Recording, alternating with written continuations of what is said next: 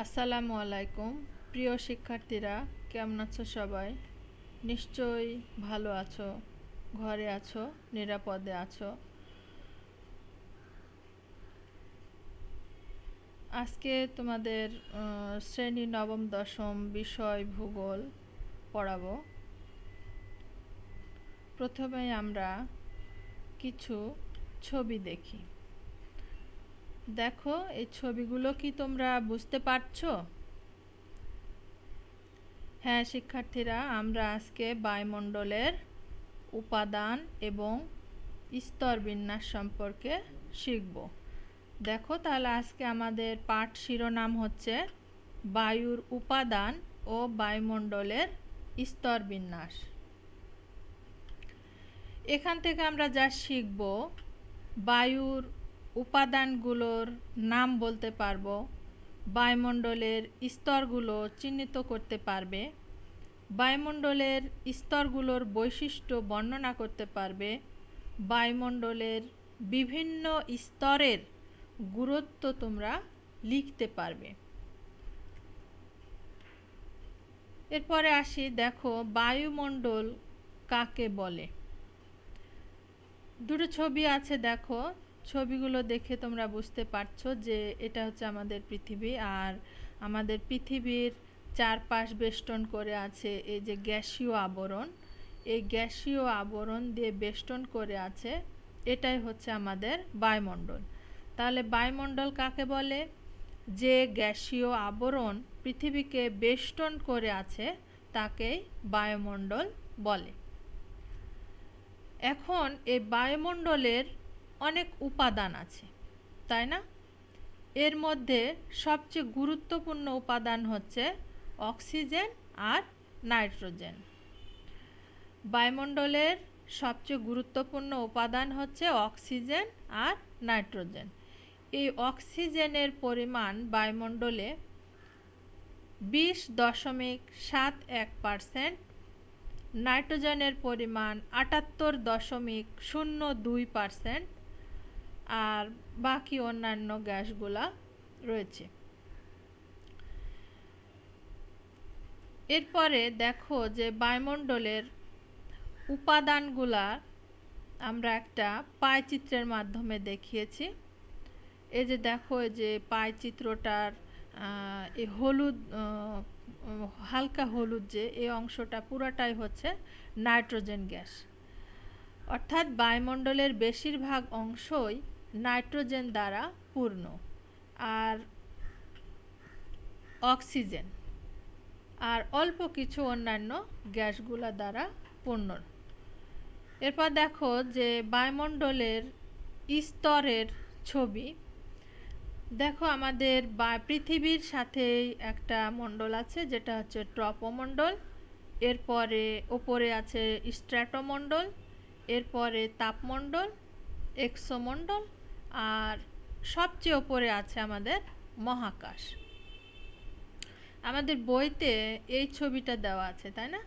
তোমরা এই ছবিটা ভালো মতো পর্যবেক্ষণ করবে এবং বোঝার চেষ্টা করবে। তো শিক্ষার্থীরা দেখো, আমাদের তাহলে বায়ুমণ্ডলের স্তর হচ্ছে কয়টি? 5টি। প্রথমটা ভূপৃষ্ঠের সাথেই যে লেগে আছে সেটা হচ্ছে ট্রপোমণ্ডল। এর ট্রপোমণ্ডলের ওপরের স্তরের নাম হচ্ছে স্ট্র্যাটোমণ্ডল, আর স্ট্র্যাটোমণ্ডলের ওপরে আছে মেসোমণ্ডল, তারপরে তাপমণ্ডল এবং সবচেয়ে ওপরে আছে এক্সোমণ্ডল। এই ট্রপোমণ্ডলটাই আসলে আমাদের জীবজগতের জন্য সবচেয়ে গুরুত্বপূর্ণ। ট্রপোমণ্ডলের গভীরতা দেখো যে মেরু অঞ্চলে কিছুটা কম আর নিরক্ষীয় অঞ্চলে বেশি। তো গড়ে এটা 10 কিলোমিটার গভীরতা। আর স্ট্র্যাটোমণ্ডল হচ্ছে 10 থেকে 30 কিলোমিটার গভীর, আর মেসোমণ্ডল 30 থেকে 50 কিলোমিটার গভীর, তাপমণ্ডল 50 থেকে 400 কিলোমিটার, আর এই 400 কিলোমিটারের ওপরে এটা হচ্ছে এক্সোমণ্ডল। দেখো, ট্রপোমণ্ডলের তাহলে বৈশিষ্ট্য আমরা দেখি যে ট্রপোমণ্ডলের বিস্তৃতি হচ্ছে নিরক্ষীয় অঞ্চলে 16 থেকে 8 কিলোমিটার, আর মেরু অঞ্চলে 16 থেকে 19 কিলোমিটার, আর মেরু অঞ্চলে 8 কিলোমিটার।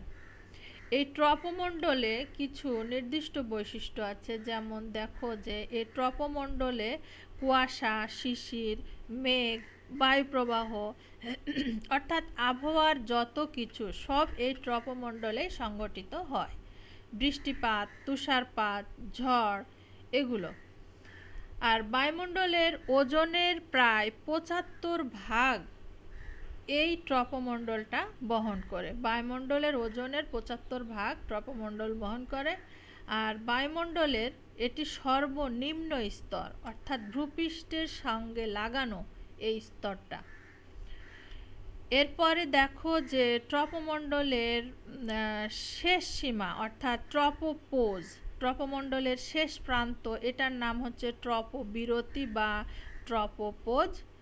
এই ট্রপোমণ্ডলের ট্রপোপোজ দিয়ে বিমান চলাচল করে, আর এখানে তাপমাত্রা 54 ডিগ্রি সেলসিয়াস।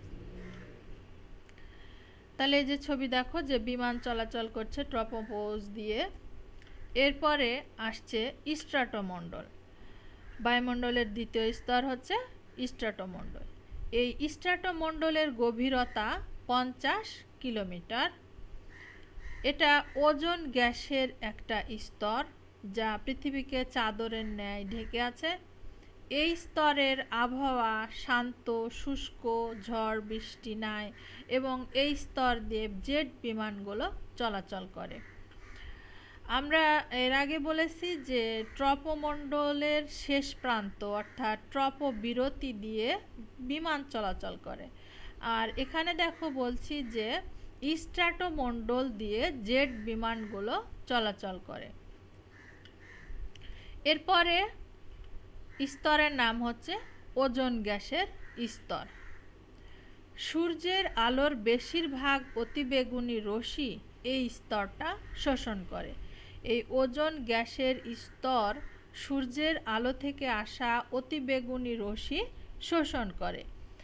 এই ওজোন গ্যাসের স্তরটা যদি আমাদের না থাকতো, তাহলে ভূপৃষ্ঠে সূর্যের এই অতিবেগুনি রশ্মি, ক্ষতিকর রশ্মি পৃথিবীতে চলে আসতো এবং জীবজগতের ক্ষতি হতো। তাহলে এই ওজোন স্তরটা কতটা গুরুত্বপূর্ণ তোমরা বুঝতে পারছো। এরপরে দেখো মেসোমণ্ডল। এই মেসোমণ্ডলের গভীরতা হচ্ছে 80 কিলোমিটার। গভীরতা 80 কিলোমিটার, তাপমাত্রা -83 ডিগ্রি সেলসিয়াস। আর এই মেসোমণ্ডলের ওপরের শেষ প্রান্তকে বলা হয় মেসোবিরতি।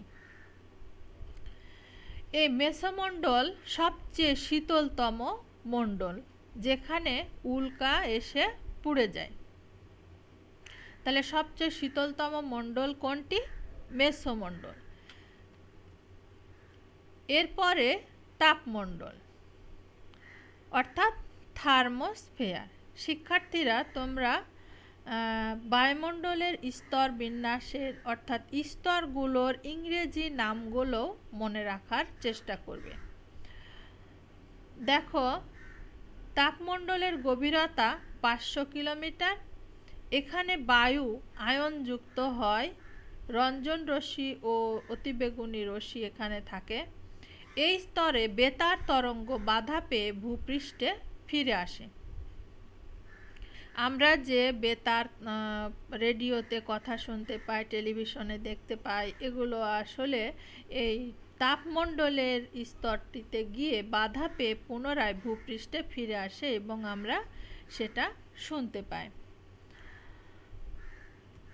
এরপরে এক্সোমণ্ডল অর্থাৎ সবচেয়ে ওপরের যে স্তরটি তাপমণ্ডলের ওপরে, সেটা হচ্ছে এক্সোমণ্ডল। এর গভীরতা হচ্ছে 960 কিলোমিটার, তাপমাত্রা 300 থেকে 1650 ডিগ্রি সেলসিয়াস। আর এর পরের আছে আমাদের সবচেয়ে ফাঁকা স্থান, যেটা হচ্ছে আমাদের মহাকাশ।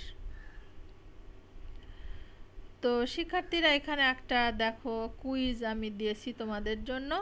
এভাবে তোমরা মনে রাখতে পারবে যে ট্রপোমণ্ডলের গভীরতা 16 থেকে 19 কিলোমিটার। এখানে আবহাওয়ার যত পূর্বাভাস এখান থেকে সৃষ্টি হয়। তারপরে হচ্ছে স্ট্র্যাটোমণ্ডলের গভীরতা 50 কিলোমিটার।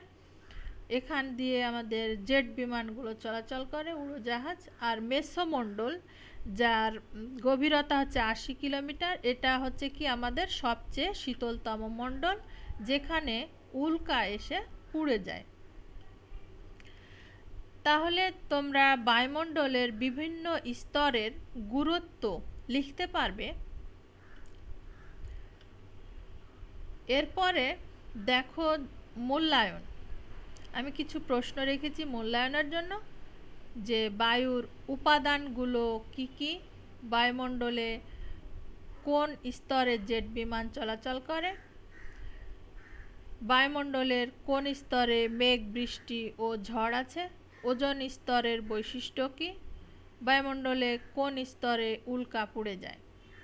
তাহলে শিক্ষার্থীরা দেখো, আমরা আগে শিখেছি যে বায়ুর উপাদানগুলো কি কি। বায়ুর উপাদান বলতে সবচেয়ে গুরুত্বপূর্ণ উপাদান হচ্ছে oxygen, nitrogen, carbon die oxide, argon, এগুলো হচ্ছে বায়ুর মূল উপাদান। তবে প্রধান বলতে গেলে নাইট্রোজেন আর অক্সিজেন।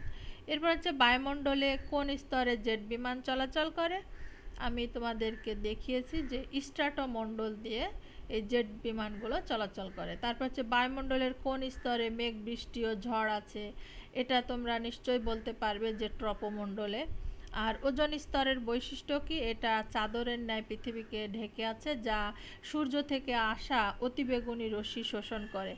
আর বায়ুমণ্ডলের কোন স্তরে উল্কা পুড়ে যায়, বায়ুমণ্ডলের মেসোমণ্ডলে উল্কা এসে পুড়ে যায়। তো তোমাদের আজকে বাড়ির কাজ দেয় যে পৃথিবীতে জীবের অস্তিত্ব মিলে বায়ুমণ্ডলের জন্য এই বায়ুমণ্ডলের স্তরের একটা ছক আঁকো। তো শিক্ষার্থীরা ভালো থেকো, সুস্থ থেকো। ধন্যবাদ সবাইকে। আল্লাহ হাফেজ।